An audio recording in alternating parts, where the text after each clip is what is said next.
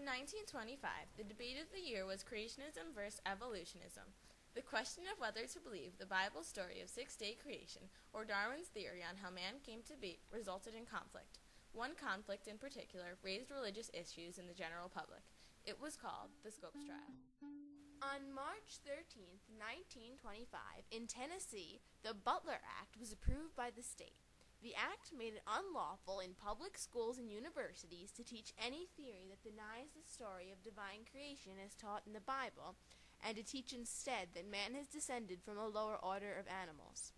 It also said that any teacher who violated this law was subject to a fine of a maximum of $500. This law was created by John Washington Butler, who decided to get the law approved when he heard a preacher's sermon. The preacher said that the theory of evolution had destroyed a graduate's faith in God. One union, the American Civil Liberties Union, ACLU, said that they would financially support anyone who challenged the Butler Act. One person who challenged the act was John T. Scopes. He was a 24-year-old substitute teacher in Dayton, Tennessee. He accepted the offer from ACLU and agreed to stand as a defendant in a court case to challenge the law.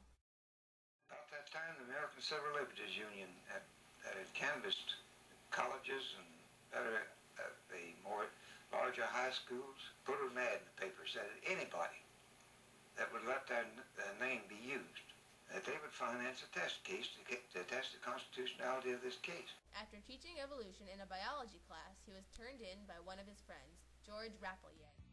I'll never forget the way he looked all through the trial. He had his big name lawyer, and he had that smirky smile.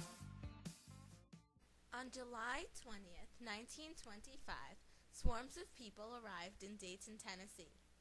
Almost 1,000 people packed into the courtroom, while millions more listened to the proceedings each day.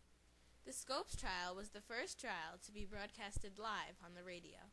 At the prosecutor's table was William Jennings Bryan, and across from him sat world-renowned criminal lawyer Clarence Darrow, Scopes' attorney. On describing Darrow, Bryan said he was the greatest atheist or agnostic in the United States. Darrow intended to call expert witnesses to the stand to give a testimony about evolution, while Bryan planned to end the trial with a speech depicting his lifetime of preaching. Neither had a chance to fulfill their plan. Judge John T. Ralston, a conservative Christian, refused to let scientists testify on evolution. This was the turning point in the trial. Darrow changed his plan. He called Bryan to the stand. You claim that everything in the Bible should be literally interpreted? I believe that everything in the Bible should be accepted as it is given there. Some of the Bible is given illustratively. Through absolute brilliance, Darrow was able to get Bryan to admit that the teaching of the Bible was not literal, but in fact interpreted. He asked him questions such as whether he believed that Jonah was actually swallowed by a whale, and if he thought that Eve was indeed created from one of Adam's ribs. In response, Bryan said that the Bible stories aren't as extreme as the claims evolutionists make. After intense questioning, Darrow succeeded in both humiliating Bryan and making him admit that the teaching of the Bible is not literal. Darrow then asked for an immediate judgment, preventing Bryan from giving his planned final speech. Scopes waited anxiously for the ruling. The jury has found you guilty. The statute makes this an offense punishable by fine of not less than $100, nor more than $500. The court now fixes your fine at $100 and imposes a fine upon you. Have you anything to say, Mr. Scopes, as to why the court should not impose punishment upon you? Your Honor, I feel that I've been convicted of violating an unjust statute. I will continue in the future, as I have in the past, to oppose this law in any way I can. Any other action would be in violation of my idea of academic freedom. That is to teach the truth as guaranteed in our Constitution of personal religious freedom. I think the fine is unjust. 5 days after the trial, William Jennings Bryan died in his sleep. There was no immediate compromise to this religious conflict. The Butler Act was not abolished in Tennessee until 1967. The Scopes trial spilled light on the clash between the more contemporary risque attitudes of the city people and the old-time traditional values generally held by the more conservative rural folk. Those who lived out in the country often were afraid that all of the new fads, fashions, attitudes, and beliefs brought about by the Roaring Twenties would undermine their traditional way of life and traditional religious beliefs. Give me that old-time religion. Give me that old-time religion. Creationists believe that an almighty power created the universe and everything inside it. To them, this seems much more likely than a random explosion that began the universe from absolutely nothing and just by chance. Also, how could millions of tiny random changes that are vital to an organism's survival have possibly developed without the guidance of a god? Creationists take the word of the Bible as fact, while some creation scientists blame gaps in the fossil record on God and match them up with dates in the Bible like the Great Flood. For example, the ages of the oldest reef and the oldest tree seem to align with the date of the worldwide flood that is discussed in the Bible. They are both around 4,300 years old, which makes sense to creationists as the flood was said to be around 4,400 years ago, so anything older than that would have been destroyed. The Bible itself holds many inconsistencies. Contradicting phraseology and passages are not uncommon. Literal interpretation is therefore almost impossible in and of itself. Evolutionists present ample proof that the theory of evolution is legitimate and still presides today. They feel it much more realistic to explain the beginnings of the world as we know it through scientific fact. Charles Robert Darwin, a British scientist, was the author of a very central theory to evolution, as well as the leader of the movement. Evolutionists argue that evolution and natural selection, the process through which we are said to have evolved, are valid and upheld by ample scientific proof. The theory of natural selection states that animals who are not strong enough to survive subsequently die, and their genes are thus eliminated from the gene pool, preventing the spread of the non-successful trait. Fossilized remains of early humans show similarities to those of primates.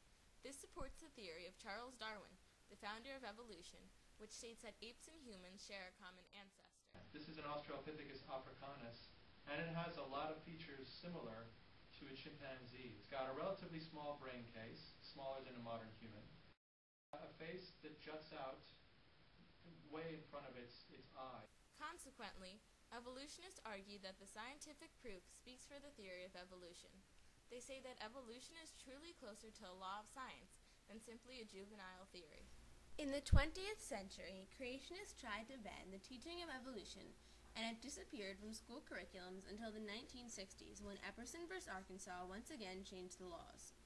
That was when creation science evolved as a way to balance the teaching of evolution in schools. Creationists tried to turn their belief system into a science. This process was slowed by the decision of the Edwards v. Aguilar case, which resulted in a clear and simple resolution. You simply can't balance science with religion. In the 80s, a new theory as to the origin of man was born. It stated that, quote, certain features of the universe and of living things are best explained by an intelligent cause, not an undirected process such as natural selection, end quote. Intelligent design believers are mainly scientists and educators rather than religious figures. Evolutionists today often believe that creationists try to get around the separation of church and state pre-mediated by our Constitution. Creationism constantly evolved in order to appeal to its audiences. The founding ideas never changed but were represented in different forms as a new belief system in order to gain more support. Creationists today still present evolution as a weak theory, as well as evolutionists present creation as a silly attempt of explaining our origins. It has gone through changes and movements, but there are still strict creation scientists and intelligent design believers around today. Evolution is still taught today, but as a theory and not fact. The Scopes trial was an important event in history that shook the nation, and it illustrates conflict and compromise stretching from the turn of the century to present day.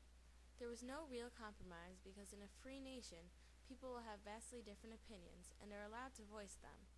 I think it's important that people are allowed to think about issues and actually to explore both sides of the debate.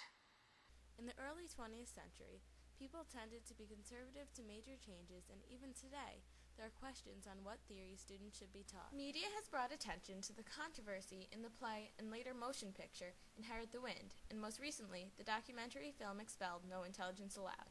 Most importantly, the Scopes trial made people question the responsibilities and limitations of the government. The basic freedoms of speech, religion, academic freedom to teach and to think for oneself defended at Dayton are not so distantly removed. Each generation, each person, must defend these freedoms or risk losing them forever. All the folks in Tennessee are as